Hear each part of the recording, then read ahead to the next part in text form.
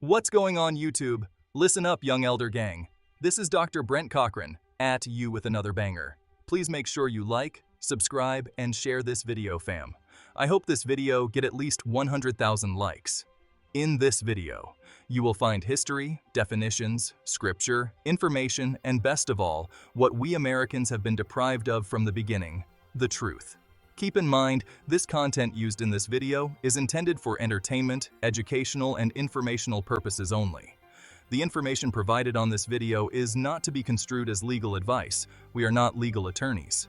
For legal advice, please seek out a licensed legal advisor or attorney. We will give you the total truth as we best understand it today. Be sure to hit that like button, young elder gang. Hit that subscribe button if you're new to the channel. Hit that bell and don't forget to check back with us every day for new content.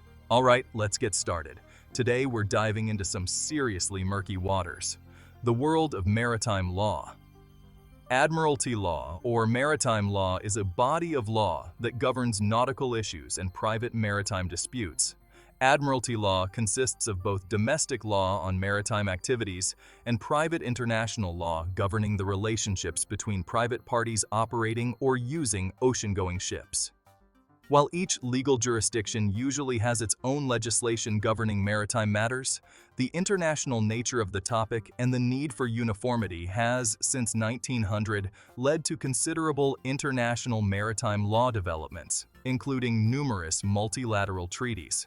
Now, when you think of pirates, you probably picture guys with eye patches and parrots, right? Not dudes in suits arguing about contracts, called lawyers. But that's what we're talking about, the laws that govern the seas. Specifically, how some people believe these laws apply to crimes, not just stuff that happens on a boat. In law, a pirate is someone who commits acts of violence or robbery at sea or in the air for personal gain, without authorization from the public and outside of a state's jurisdiction. Sounds wild, right? Let's break it down. A guy stealing a candy bar is a maritime law crime. You might be thinking, Brent, what does stealing a Snickers bar have to do with the ocean? Good question. That's what we're going to unpack. This isn't some fringe theory. It's a whole legal argument used in actual court cases. People try to use maritime law to get out of speeding tickets, drug charges, you name it. Is it legit? Well, that's the million-dollar question, and to answer it, we gotta understand how we even got here. So, buckle up, because we're about to navigate the choppy waters of commercial crimes, obscure legal codes, and the argument that your local parking ticket is somehow connected to the high seas. It's gonna be a wild ride. Watch now. Chapter 1. Commercial Crimes. From Counterfeiting to Kidnapping. Alright, before we go full Blackbeard, let's talk about commercial crimes. Now, when I say commercial, you probably think of, like, Amazon scamming you with a fake iPhone charger. And yeah, that's part of it. Commercial crimes are basically crimes that involve some kind of business or financial gain. Think fraud, money laundering, that kind of stuff. But here's where it gets interesting. The definition of commercial crime in maritime law is broad. It's not just about money, it's about any activity that could be considered commerce. And guess what? Pretty much everything we do can be tied back to commerce in some way. Driving to work? You're participating in the commerce of transportation. Buying groceries? Boom, commerce. Even crimes that seem totally unrelated to business, like assault or kidnapping, can be twisted into a commercial context. Commerce is the large-scale organized system of activities, functions, procedures, and institutions that directly or indirectly contribute to the smooth, unhindered distribution and transfer of goods and services. The Commerce Clause is a part of the U.S. Constitution that gives Congress the power to regulate commerce. The interpretation of the Commerce Clause is important for determining the scope of federal power. Some say that the Commerce Clause has been interpreted too broadly, allowing the federal government to regulate many aspects of American life. Did you punch a guy who was wearing a Rolex? Well, that's interfering with the commerce of luxury goods. See where this is going? It's like a legal loophole the size of a cargo ship. Chapter 3. CFR Title 27, Where the Ocean Meets the Law. Now, let's get into the nitty-gritty of the law. Specifically, we're talking about the Code of Federal Regulations, Title 27, Section 72.11. Don't worry, I'm not going to make you read legal jargon. Basically, this section deals with crimes committed on navigable waters. Navigable waters, in this case, means any body of water that can be used for interstate or foreign commerce. Think oceans, rivers, lakes, even some canals. So, if you steal a jet ski on Lake Michigan, you're breaking federal maritime law. Makes sense, right? But here's the catch.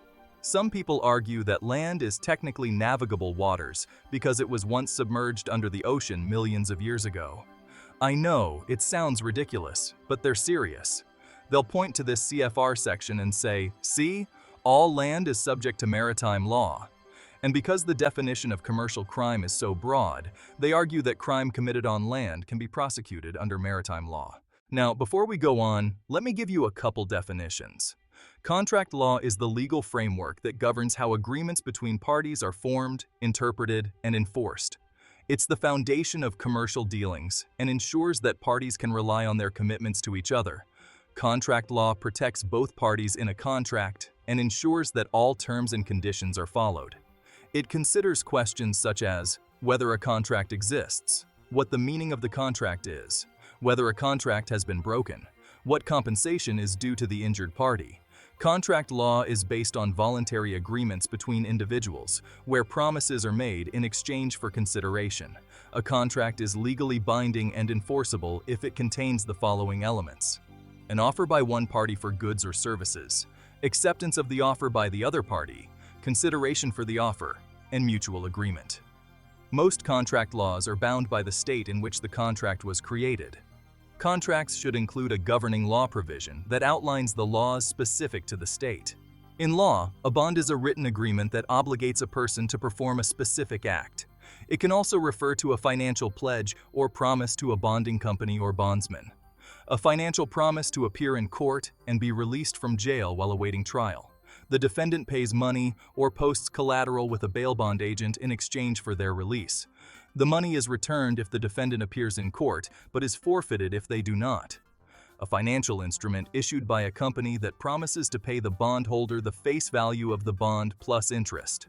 Bonds are also known as notes, a security purchased from a bonding company or by an individual to guarantee performance. For example, a performance bond guarantees that construction will be completed properly or that a purchased item is authentic. A bond in a criminal case is an assurance a defendant gives the state promising to come to court when instructed. Most times, the state requires more than just the defendant's promise to come to court. To sum it up, a bond and a contract are the same things in the matrix. What is subject matter? In court, subject matter refers to the dispute or topic being discussed between two parties.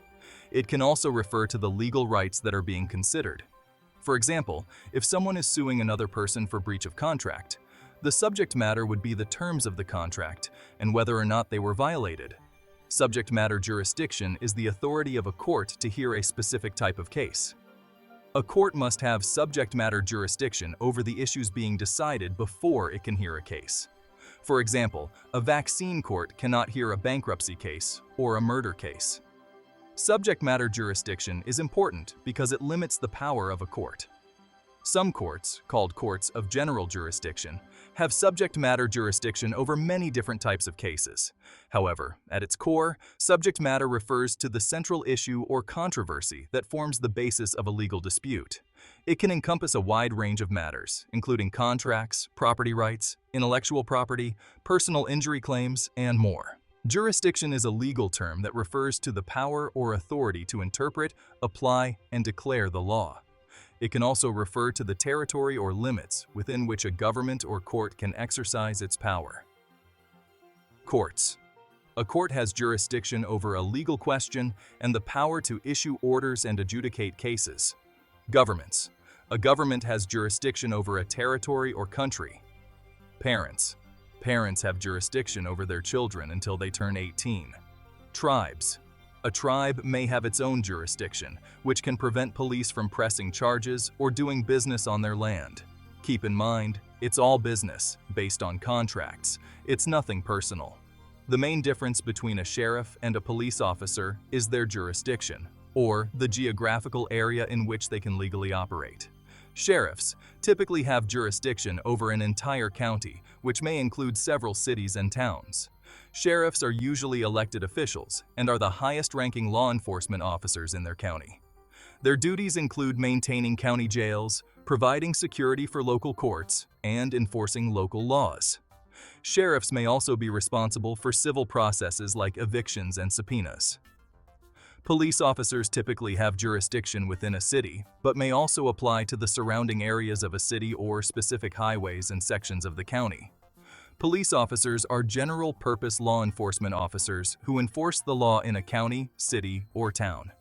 Their duties include patrolling assigned zones, responding to calls, and enforcing motor vehicle and criminal laws.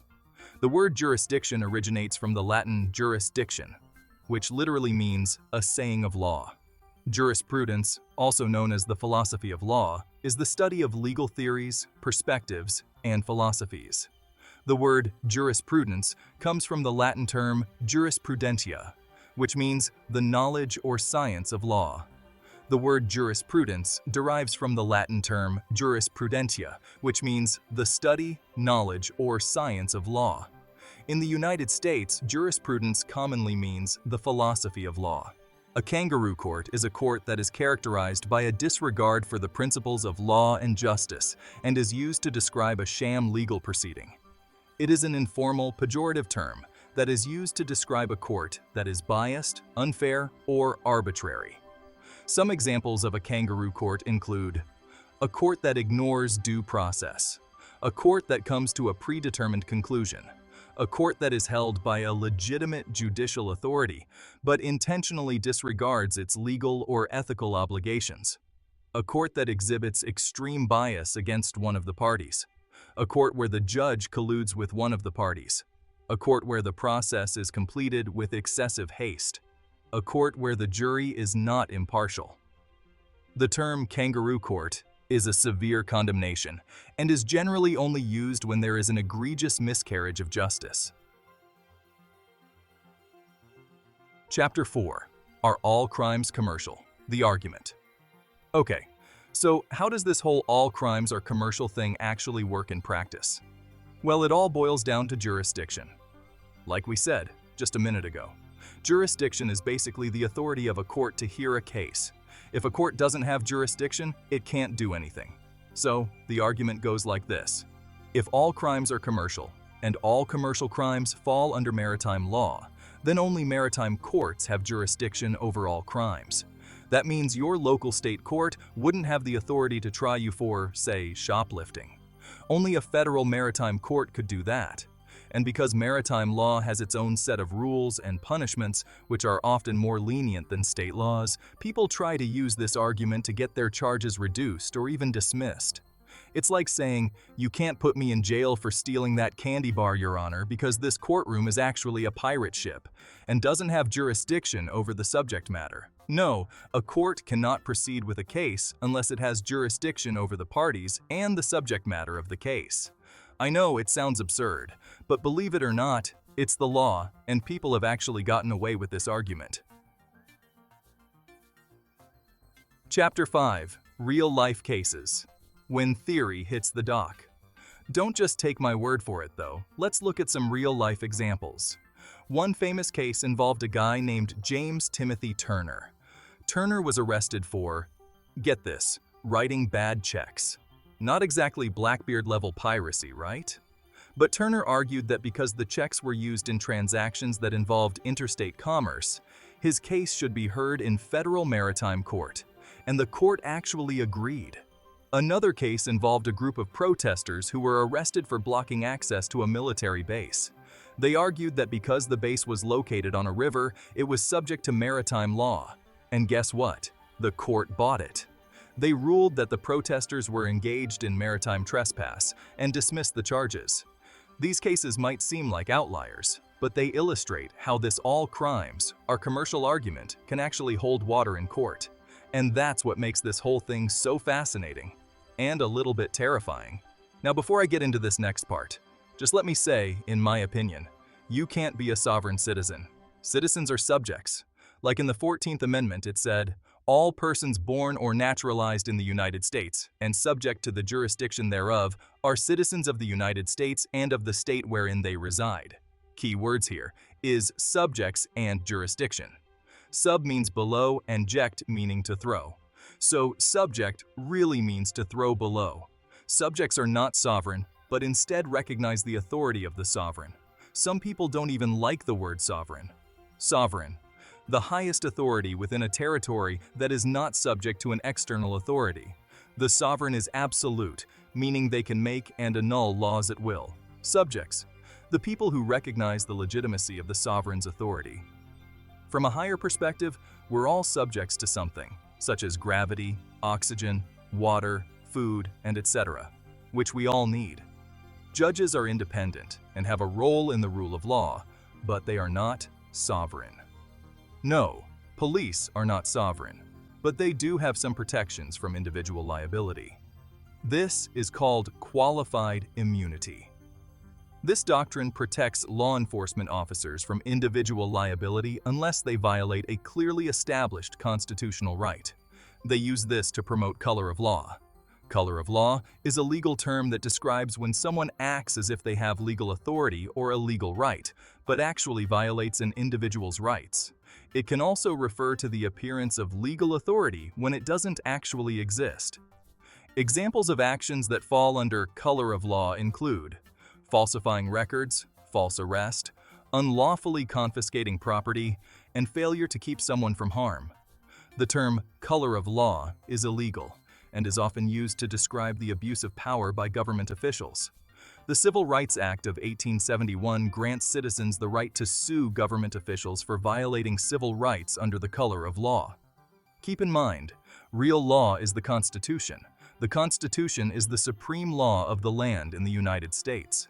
This means that the Constitution is the source of all government power and is superior to all state laws and constitutions. Overstand that police department are LLC businesses.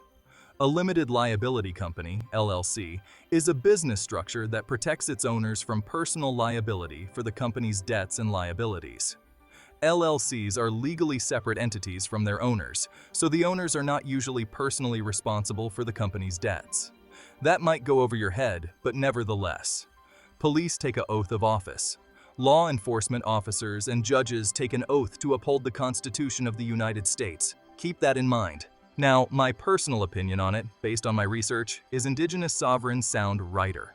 The main difference between a sovereign and an Indigenous person is that a sovereign is a person or entity with supreme power. Keyword is entity here, which ties you back in as a legal fiction. A sovereign is a legal fiction. Sovereign is still a part of the matrix. A legal fiction is an assumption and acceptance of something as fact by a court, although it may not be true, to allow a rule to operate or be applied in a manner that differs from its original purpose while leaving the letter of the law unchanged. Now, technically, legal is not necessarily the law. Legal means something is related to the law, permitted by the law, or established by law. For example, you might describe a question, action, or referendum as legal. Lawful, legal, legitimate, licit mean being in accordance with law. Lawful may apply to conformity with law of any sort, such as natural, divine, common, or canon. The lawful sovereign. Legal applies to what is sanctioned by law or in conformity with the law, especially as it is written or administered by the courts. An entity is something that exists as itself. It does not need to be of material existence. In particular, abstractions and legal fictions are usually regarded as entities. In general, there is also no presumption that an entity is animate or present. While an Indigenous person is a member of an ethnic group that is descended from the original inhabitants of a region. Also, the word person can be tricky. Indigenous people are a member of an ethnic group that is descended from and identifies with the original inhabitants of a region. Indigenous people are also known as First Peoples, Aboriginal peoples, Native peoples, or autochthonous peoples. Tribal sovereignty is the right of Indigenous peoples to govern themselves. In the United States, tribal sovereignty is recognized in the Constitution and is considered supreme law. This means that tribal governments have a government-to-government relationship with the United States and have the same powers as federal and state governments to regulate their internal affairs. In light of all this, I think we are just indigenous peoples. I heard the perspective that we're organic people or organic to the land, but there is nothing in international court records about an organic people. It said, the rights of indigenous people, not the rights of organic people. The reason why I said indigenous sovereign is because we are indigenous first. Then, if indigenous people choose to go inside or used the matrix system, they enter as a sovereign when they're in their own land. It's different perspectives on it. From one perspective, you can be a sovereign citizen. This is what some so-called Freemason called themselves. Just my perspective on it. Sovereign citizen is an oxymoron in my perspective. Key word here is moron, as in more run. The history of the word sovereign may be traced from the past up to the present through its many forms. Super, Latin above, superanus, Old French from Vulgar Latin, and sovereign, Middle English. There is some speculation that one of the English monarchs modified sovereign so that it would include the word reign, resulting in its present form. Most people equate sovereignty with justice, freedom, and liberty. By liberty, we mean the assurance that every man shall be protected in doing what he believes to be his duty against the influences of authority and majorities, custom and opinion. By justice, we mean the machinery to protect one while exercising these principles. And by freedom, we mean the exercise of liberty from such machinery of justice to accomplish the outcome of all three conditions of sovereignty within the frame of equality for all people.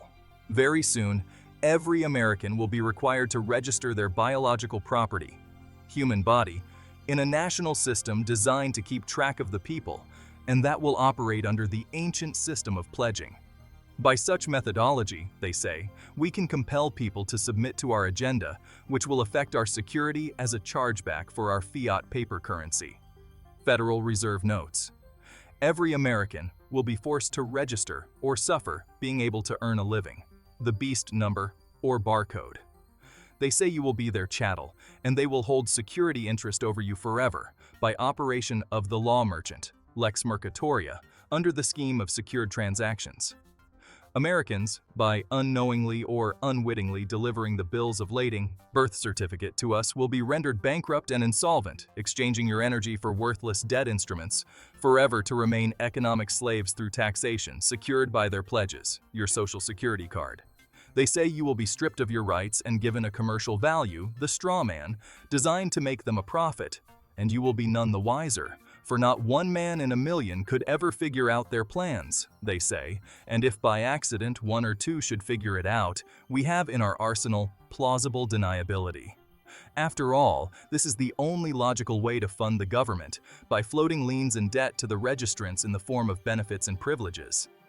This will inevitably reap to them, they say, huge profits beyond their wildest dreams.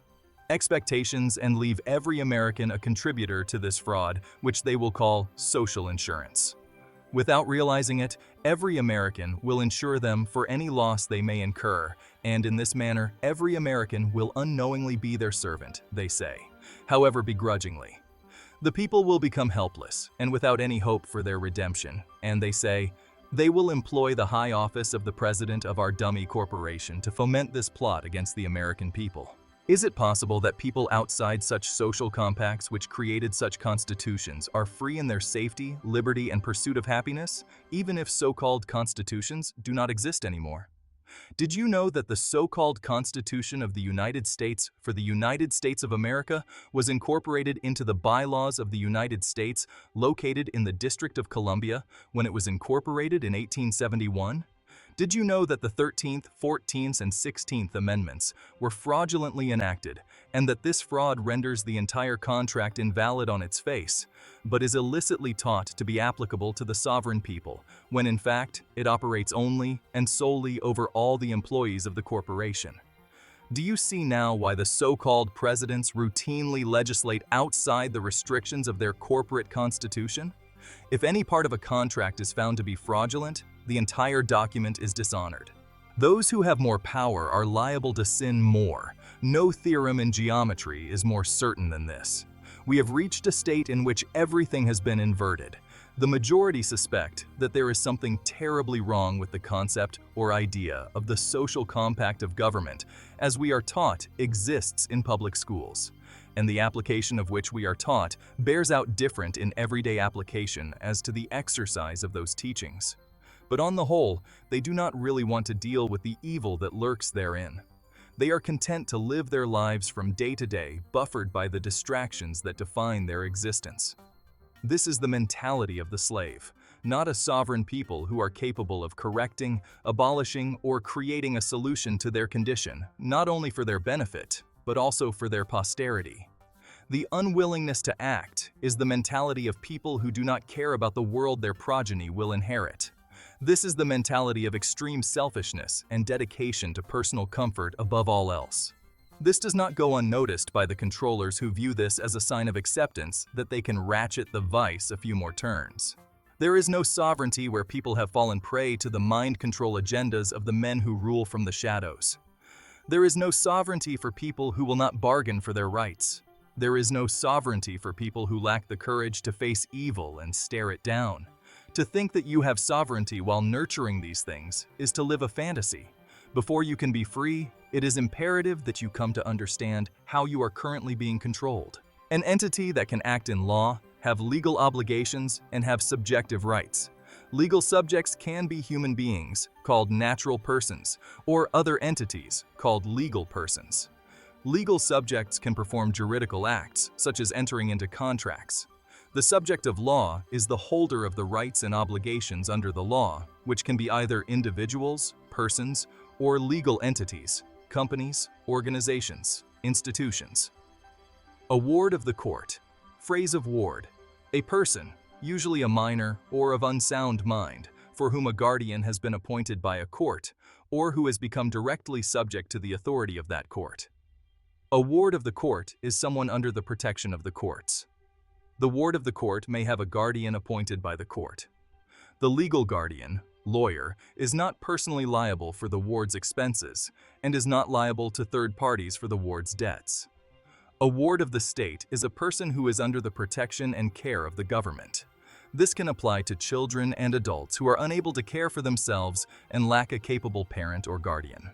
Incompetent means not having or showing the necessary skills to do something successfully. Also, it means not legally qualified, especially incapable due to a mental or physical condition, or unable to function properly. In law, incompetence means a lack of legal ability to do something, such as testify or stand trial. It can also refer to a person's inability to manage their own affairs. Here are some examples of incompetence in law. Incompetence in criminal law. When someone is unable to understand the nature of a trial, they are incompetent and cannot stand trial or testify. The defendant will usually be institutionalized until they are ready to stand trial. Incompetence in managing affairs. When someone is unable to manage their personal and financial affairs due to mental incapacity, physical disability, or other factors, they are incompetent.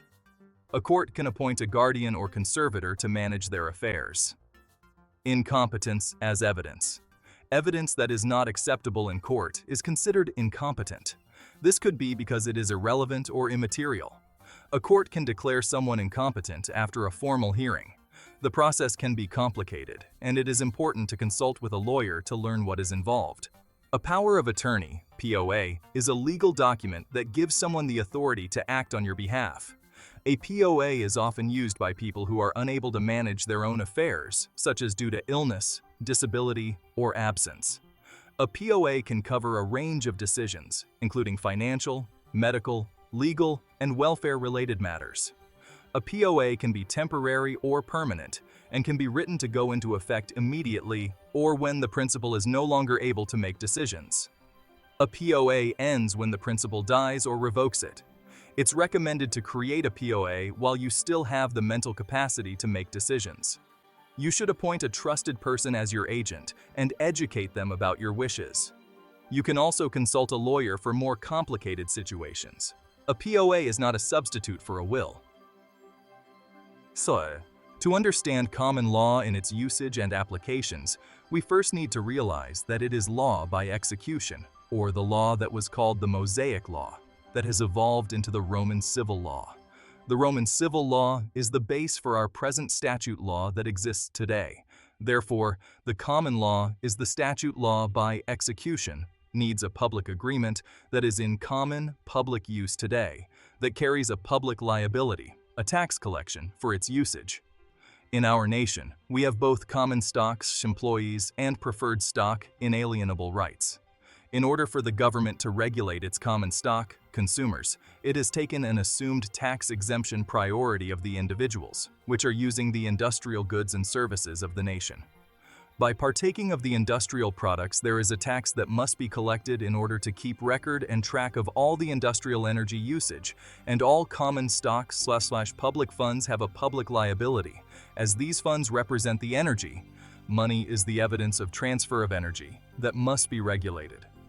We volunteer to pay the taxes just by our use of industrial goods and services, which is why it is a voluntary tax system. If you do not use any of the industrial goods, then there are no taxes. In order to use the industrial goods and services without the requirement of taxes, we must accept the charges and direct them back to the government, all 100%, and thereby we lend our tax exemption/priority to the government to discharge the public liability.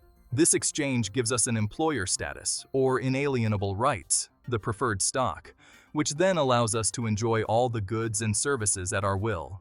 The common law evolves from the Old Testament, and our private law, inalienable rights, come from the New Testament, as the New Testament is the fulfillment of the law by operation. AII public law is execution of law, or Old Testament, and the New Testament is international law, but an individual can only fulfill it voluntarily by operation. The operation of law can only operate when no malice or vindictive harm is intended and is based upon the conscience of those charged to uphold it. It is purely spiritual. To sum it up then, with common law rights, constitutional rights, we are considered by the IRS to be employees of the federal zone or non-resident aliens. With our unalienable rights, we volunteered into the federal zone with our priority exchange for the tax exemption, and therefore we are now the employer. Therefore, common law is unto death, and it cannot give eternal life, as it operates only by execution, death, to transfer the energy through the principle. Private law, operation of law, is unto life, as it is done by acceptance. The acceptance of the charges of a contract. Through acceptance, public liability, execution, is offset, giving life. It does not require the death of the principal to redeem. The energy is transferred not through the principal, but by the principal. Note: once you understand the full power of Calvary, acceptance for value, you will understand how our debt, sin creates debt, is paid in full.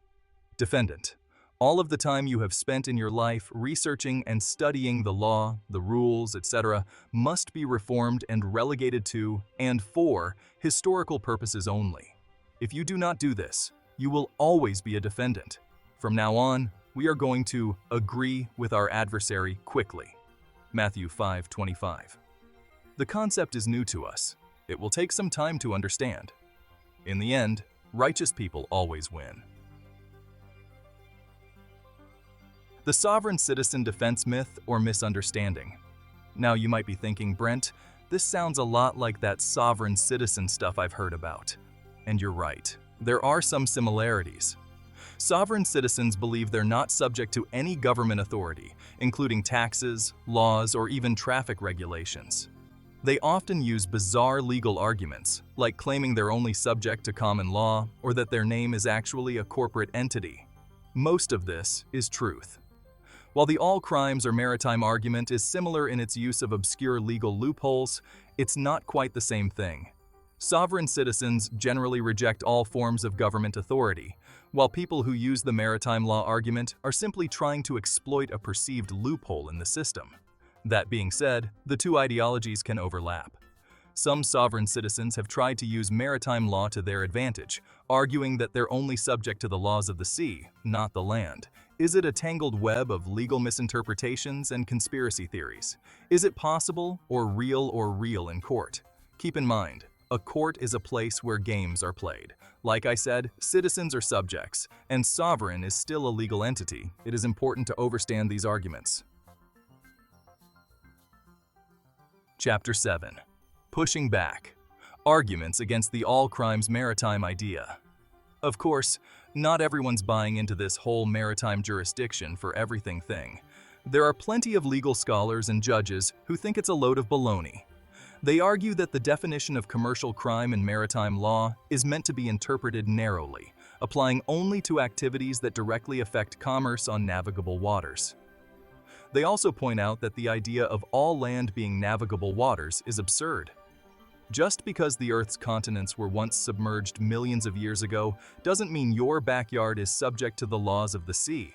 That's like saying you can fish in your bathtub because it used to be part of the ocean. These counter-arguments make a lot of sense.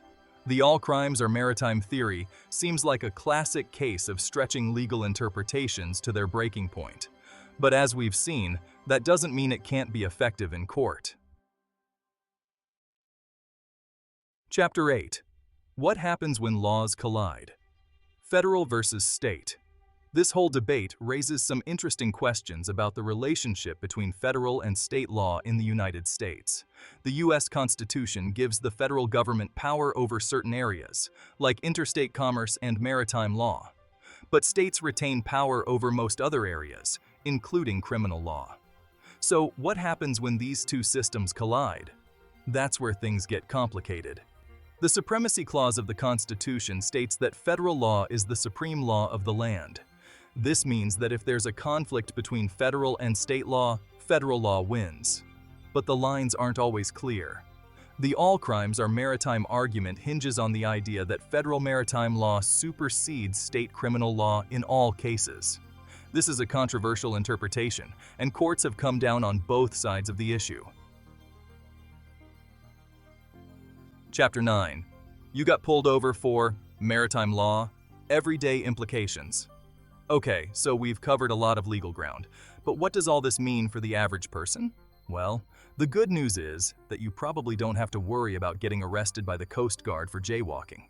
The all crimes are maritime argument is mostly used as a defense strategy in court, not as a basis for prosecution.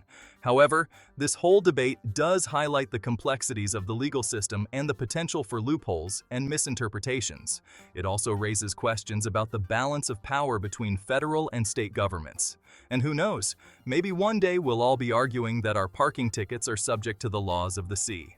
Study the similarities and differences between taking an oath versus purchasing a license and how they are viewed in the public liability. An oath is our acceptance of our public offer to serve the public by the discharge of our duty and obligations, either by discharge, doing, or by dishonor, failure, refusal. We have bound our subconscious to act upon true, natural agreements that have been accepted and charged, acceptance is charge, by an individual. Failure of the individual to honor his oath, who has bound his conscience to an act or uphold the laws of nature, such as the promise to pay to correct the damages by his wrongdoing, creates dishonor. This action only takes place under moral undertakings and with no malice involved. A license carries about the same convictions, but the public is selling the right of its liability, thereby limiting the account field to those who are regulated to duties requested under a limited obligation to perform. The study of the immorality of public license can be found in Acts chapter 8 and chapter 22. 28. Licenses are necessary as the different public responsibilities carry a very narrow path act. Only those trained in that narrow path act know the proper connection. This goes back to public education, which most people believe broadens your knowledge, but it's only knowledge based upon a narrow point or subject. In order to control the application of this narrow view, it must be licensed so as to protect the innocent from its misapplication, which is considered malice or immorally taking advantage of the innocent. Once we accept the license, we then become accountable in the same manner as an oath. When the individual holding the license is requested to act upon his duties and obligations, and he/she refuses, fails, dishonors, he/she then has accepted the commercial dishonor that goes with his/her action and is charged accordingly. Like a driver's license, for example. You accepted the license, and you became bond to the motor vehicle code and accountable to the state. You speed, you pay the fine. Like we said, this system is based on contracts, which are bonds. In most cases, when you get a license, you waive your rights. Licenses are permits. We will go more in on licenses on another tape. Chapter 10. Charting the Future. Where do we go from here? So, where do we go from here? That's the million-dollar question. The all crimes are maritime argument is likely to remain a fringe legal theory, but it's important to be aware of these kinds of arguments and the potential impact they can have on the legal system. As our world becomes increasingly interconnected, the lines between different areas of law are likely to become even blurrier. This makes it more important than ever to have a clear understanding of our rights and responsibilities under the law. So, stay informed, stay engaged, and maybe brush up on your maritime law. You never know when it might come in handy. Well, that's all we have for you today, family. Hit that like button before you get out of here. Be sure to hit that subscribe button if you're new to the channel. Peace out.